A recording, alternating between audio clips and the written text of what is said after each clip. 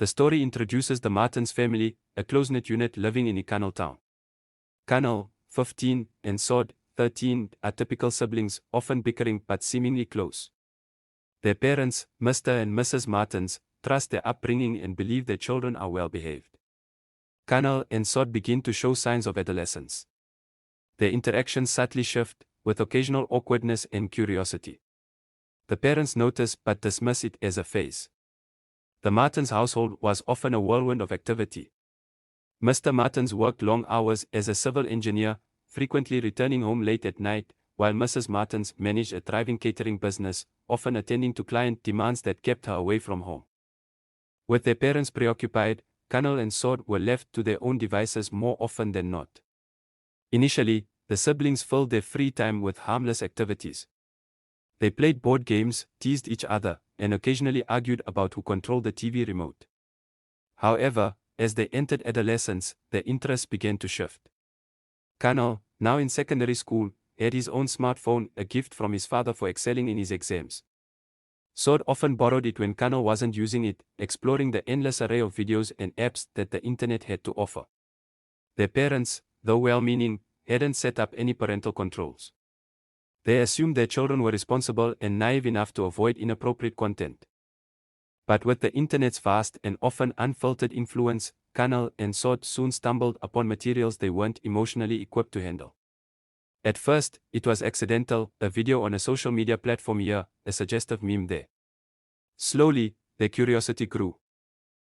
Unsupervised, the siblings began spending hours in their rooms, each engrossed in their own virtual worlds. 𝗃𝗁 discovered chat groups with older boys from school who shared links and stories, many of which were inappropriate for his age. Meanwhile, 𝗁𝗵, impressionable and eager to fit in, found herself drawn to videos and trends that promoted ideas she didn't fully understand. The lack of guidance and oversight created an environment where boundaries blurred. While their interactions remained innocent on the surface, their shared curiosity about the things they'd seen online began influencing their behavior toward each other. Mrs. Martins noticed subtle changes. 𝗃𝗁 became more secretive, often locking his phone or hiding it when she walked by. 𝗁𝗵, who once loved spending time in the kitchen with her, now preferred the solitude of her room. Still, Mrs. Martins brushed it off as typical teenage behavior, confident that her children were too innocent to stray. Unbeknownst to their parents, the unchecked freedom 𝗃𝗁 and 𝗁𝗵 enjoyed was gradually steering them into dangerous territory. Their relationship, once filled with playful innocence, now carried an undertone of confusion and unspoken curiosity that neither sibling fully understood. 𝗃𝗁 and 𝗁𝗵's curiosity leads them to mimic behaviors they've seen in videos. They don't fully understand the implications of their actions, but the lack of boundaries makes them experiment further. One evening, Mrs. Martins accidentally walks in on 𝗃𝗁 and 𝗁𝗵 in a compromising situation. Shocked and confused, she immediately separates them and informs her husband. Mr. Martins initially denies the seriousness of the situation, claiming it's harmless. However, Mrs. Martins insists they seek professional help to understand what went wrong. The Martins visit a counselor who explains the impact of unsupervised exposure, lack of boundaries, and the dangers of unchecked sibling interactions during adolescence. The parents implement strict rules, limiting screen time and ensuring they are more present in their children's lives. They also initiate conversations about personal space and appropriate behavior. The counselor advises temporary separation. 𝗃𝗁 is sent to live with his uncle in the city, while 𝗁𝗵 stays with her grandmother in the countryside. 𝗃𝗁 struggles to adjust to life with his uncle, who enforces discipline and encourages him to focus on academics and personal growth. At her grandmother's home, 𝗁𝗵 learns about traditions, respect, and the importance of self-awareness. She begins to understand the value of personal boundaries. Mr. and Mrs. Martins reflect on their parenting, realizing they were too trusting and uninvolved during their children's formative years. 𝗃𝗁 faces peer pressure from his city friends, but his uncle's guidance helps him make better choices. He begins to develop maturity and responsibility. 𝗁𝗵 takes on responsibilities at her grandmother's home, helping in the community and developing a sense of independence.